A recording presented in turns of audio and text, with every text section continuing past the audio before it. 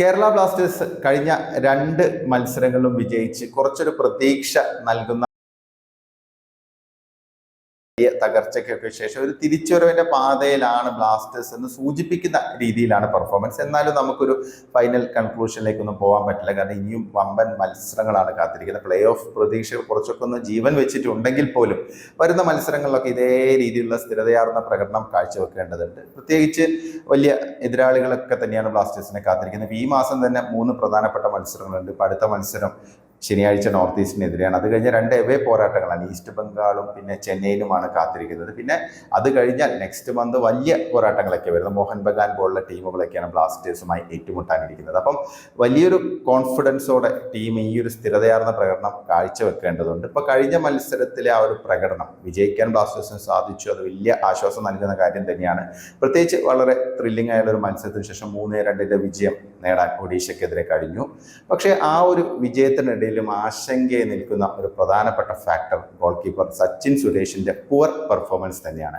അങ്ങനെ തന്നെ പറയേണ്ടി വരും. കാരണം സച്ചിൻ സുരേഷ് ഒരു ഗോൾ കീപ്പർ കാണിക്കേണ്ട ഒരു മിനിമം കോൺഫിഡൻസ് കളിക്കളത്തിൽ പ്രകടമാക്കുന്നില്ല എന്നുള്ളത് ഒരു വലിയ ആശങ്ക നൽകുന്ന കാര്യമാണ്. പലപ്പോഴും എന്ത് ചെയ്യണം, തന്നിലേക്ക് വരുന്ന ഷോട്ട് പുഷ് ചെയ്ത് കളയണോ അല്ലെങ്കിൽ അത് ക്യാച്ച് ചെയ്യണോ എന്നുള്ള കാര്യത്തിൽ സച്ചിൻ ഇപ്പോഴും പ്രശ്നമുണ്ട്. ആ ഡിസിഷൻ മേക്കിംഗ് സച്ചിൻ്റെ ഒരു വലിയ പ്രോബ്ലമാണ്. പിന്നെ അത് കൂടാതെ തന്നെ ഡിഫൻഡേഴ്സുമായിട്ട് ഒരു ആശയക്കുഴപ്പം നിലനിൽക്കുന്നുണ്ട്. കാരണം ഗോൾ കീപ്പർ എന്ന് പറഞ്ഞാൽ പ്രത്യേകിച്ച് മോഡേൺ ഫുട്ബോളിൽ ശരിക്കൊരു ലീഡർ ആകണം പ്രതിരോധ നിരയില്ല. പക്ഷെ അത് സംഭവിക്കുന്നില്ല സച്ചിൻ്റെ ഭാഗത്ത് നിന്ന്. ഇപ്പോൾ ഈ ബോൾ പ്ലേയിങ് ഗോൾ കീപ്പേഴ്സിൻ്റെ ഒരു കാലഘട്ടമാണ്. പക്ഷേ നമ്മൾ സച്ചിനിൽ നിന്ന് ഏറ്റവും ചുരുങ്ങിയതൊരു നല്ല രീതിയിലുള്ള സേവുകളാണ് പ്രതീക്ഷിക്കുന്നത്. പക്ഷെ അത് ഉണ്ടാകുന്നില്ല എന്നുള്ളതാണ്. പലപ്പോഴും സച്ചിൻ ഈ ബോള് വളരെ കെയർലെസ് ആയിട്ട് പുഷ് ചെയ്ത് മുന്നോട്ടിടുന്നു എന്നുള്ളതാണ്. അപ്പോൾ അത് സ്വാഭാവികമായിട്ടും ഗോളിലേക്ക് കലാശിക്കുന്നു. അതായത് എതിരാളികൾക്ക് മുമ്പിലേക്കാണ് പലപ്പോഴും ബോൾ പഞ്ച് ചെയ്യുന്നത്. ബേസിക് ടെക്നിക്ക് ഒരു ഗോൾ കീപ്പറിൻ്റെ എന്താണോ അതുപോലും സച്ചിൻ പ്രകടമാക്കുന്നില്ല എന്നുള്ളത് വലിയ ആശങ്ക തന്നെയാണ്. പ്രത്യേകിച്ച് ഇനിയും വമ്പൻ മത്സരങ്ങളൊക്കെ വരുന്നത്. അപ്പോൾ കഴിഞ്ഞ മത്സരത്തിന് 2ാമത്തെ ഗോൾ സച്ചിൻ്റെ മിസ്റ്റേക്കിൽ നിന്നാണ് സംഭവിച്ചത്. ആദ്യ ഗോളിലും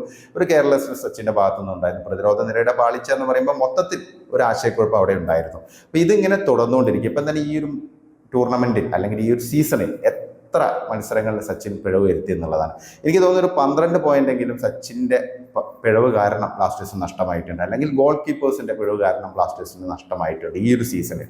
അപ്പോൾ ഇതൊരു വലിയ അലാമിംഗ് ആയുള്ള കാര്യം തന്നെയാണ്. പ്രത്യേകിച്ച് നമ്മുടെ അറ്റാക്കിംഗ് നിര നല്ല രീതിയിൽ കളിച്ചുകൊണ്ടിരിക്കുന്നത്. ഇപ്പോൾ അവർ ഫൈനൽ തേർഡിൽ വലിയ ക്ലിനിക്കിലാണോ എന്നുള്ള ചോദ്യമൊക്കെ ഉണ്ട്. കാരണം പലപ്പോഴും കിട്ടുന്ന അവസരങ്ങൾ അവർക്ക് യൂട്ടിലൈസ് ചെയ്യാൻ പറ്റുന്നില്ല, സെറ്റ് പീസുകൾ ഗോളാക്കാൻ പറ്റുന്നില്ല എന്നുള്ള ആക്ഷേപമൊക്കെ ഉണ്ട്. ശരിയാണ് ഒരു പരിധിവരെ. പക്ഷെ അങ്ങനെയാണെങ്കിൽ നമ്മുടെ മുന്നേറ്റ നിര പ്രത്യേകിച്ച് വിദേശ താരങ്ങൾ അത്യാവശ്യം കൺസിസ്റ്റന്റ് ആയിട്ട് കളിക്കുന്നുണ്ട്. ഇപ്പം 26 ഗോളുകളാണ് നമ്മൾ ഇതുവരെ അടിച്ചിരിക്കുന്നത് ഈ സീസണിൽ. വഴങ്ങിയിരിക്കുന്നത് 27 ഗോളുകൾ. അപ്പോൾ അത് തന്നെ മനസ്സിലാക്കാൻ സാധിക്കും. കാരണം അറ്റാക്കിംഗ് നിര വലിയ മോശമില്ലാത്ത പെർഫോമൻസ് തന്നെയാണ് കാഴ്ചവെച്ചുകൊണ്ടിരിക്കുന്നത്. അവരെ സംബന്ധിച്ച് ഇപ്പം നിലവിൽ 8ാം സ്ഥാനത്ത് നിൽക്കുന്ന ഒരു ടീമിൻ്റെ ഭാഗത്ത് നിന്ന് 26 ഗോളുകൾ നേടാൻ സാധിക്കുന്നു എന്ന് പറയുന്നത് ചെറിയ കാര്യമല്ല. പക്ഷെ നേരെ വിപരീതമായി 27 ഗോളുകൾ നമ്മൾ വഴങ്ങിയിരിക്കുന്നു. അത് തന്നെയാണ്. അതിൽ നിന്ന് എത്ര മിസ്റ്റേക്കുകളിൽ നിന്നാണ് പല ഗോളുകളും വന്നതെന്നുള്ളത് കൂടെ നമ്മൾ നോക്കണം. അപ്പോൾ ഇതൊരു വലിയ പ്രശ്നം തന്നെയാണ്. സച്ചിൻ സുരേഷിനെ ഇനിയും ഇങ്ങനെ പരീക്ഷിക്കേണ്ട ഒരു അവസ്ഥയിലാണോ ബ്ലാസ്റ്റേഴ്സ് എന്നുള്ളതാണ് ചോദ്യം. പ്രത്യേകിച്ച് ഈ ജനുവരി ട്രാൻസ്ഫർ വിൻഡോയിൽ പല പേരുകളും കേട്ടിരുന്നു. നല്ലൊരു സീനിയറായ എക്സ്പീരിയൻസ്ഡ് ആയ ഗോൾ കീപ്പറെ ബ്ലാസ്റ്റേഴ്സ് സൈൻ ചെയ്യും എന്നുള്ള പ്രതീക്ഷകളൊക്കെ ഉണ്ടായിരുന്നു. പക്ഷേ ഇപ്പോൾ ഏതാണ്ട് 2 ആഴ്ച കഴിഞ്ഞു. ഇനിയിപ്പം 2 ആഴ്ചയേ ഉള്ളൂ ഈ ഒരു വിന്റർ ട്രാൻസ്ഫർ വിൻഡോ അവസാനിക്കാൻ. പക്ഷേ ഇതുവരെ അങ്ങനെയുള്ള നീക്കങ്ങളൊന്നും ഉണ്ടായിട്ടില്ല, ഉണ്ടാകുമെന്നും പ്രതീക്ഷിക്കുന്നില്ല.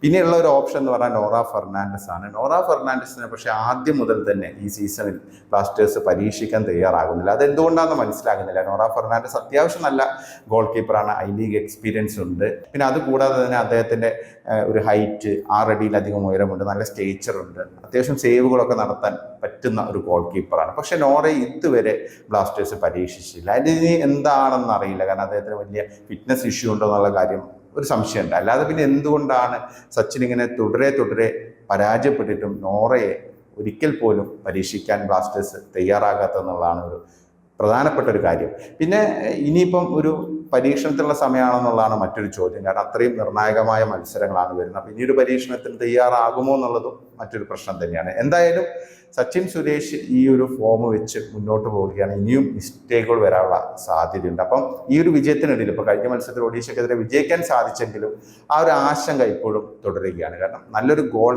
കീപ്പർ ഇല്ലാതെ നമ്മൾ എങ്ങനെ പ്ലേ ഓഫിലൊക്കെ കിടക്കും? ഇനി പ്ലേ ഓഫിൽ എത്തിയാലും എങ്ങനെ മുന്നോട്ട് പോകും? അതാണ് ചോദ്യം. എന്താണ് നിങ്ങൾക്ക് തോന്നുന്നത്? സച്ചിൻ സുരേഷിന്റെ ഒരു പെർഫോമൻസ് ഇനിയും മെച്ചപ്പെടും, അല്ലെങ്കിൽ ഒരു മികച്ച പെർഫോമൻസ് സച്ചിന്റെ ഭാഗത്തു നിന്ന് ഉണ്ടാകുമെന്ന് നിങ്ങൾ കരുതുന്നുണ്ടോ? നിങ്ങളുടെ അഭിപ്രായങ്ങൾ കമന്റായി രേഖപ്പെടുത്തുക.